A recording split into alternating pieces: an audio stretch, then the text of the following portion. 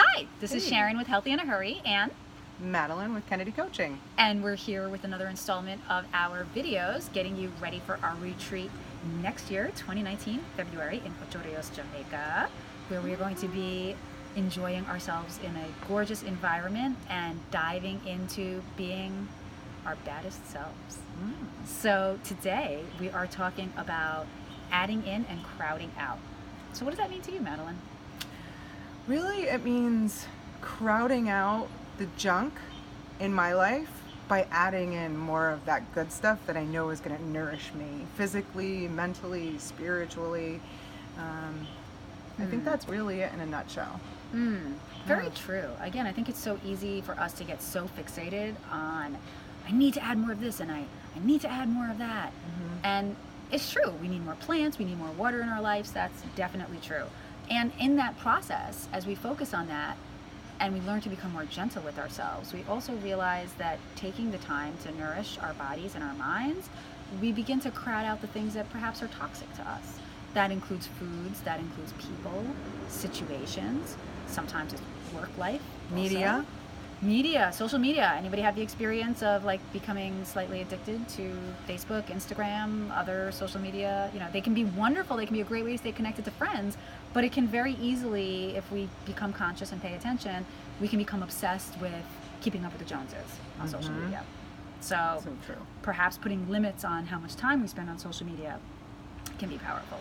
Or in terms of crowding out, instead of thinking about limits, we would think about adding more reading in, right? Something that's totally unrelated to social media, or watching more documentaries, right? Yeah, that's one of the things that I've been doing lately. Absolutely. Yeah. And I love to get clients turned on to the idea of a nourishment menu. You know, a fun little thing to think about is taking a couple of minutes and think about what are the things that really nourish you, that make you feel cared for and loved. And it doesn't have to be about food. So often we go to food because we feel like we're depressed, or we need a pickup, or we're fatigued, so we go for the sugar or the caffeine. So many Americans, we do that, right? So I've learned that, sometimes I need more oxygen. I need to go for a walk. I need to get out in the trees and actually breathe fresh air and take a little bit of time, even 10 minutes, to just kind of let go of the things that are stressing me out.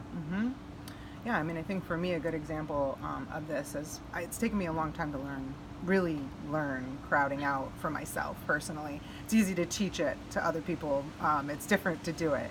But so recently I was traveling abroad and I had a lot of crises happen. I got scammed by an Airbnb host and lost like $1,000, and I had a lot of really stressful things happen, and I ended up eating and drinking more than I normally do. I wasn't walking as much as I normally do.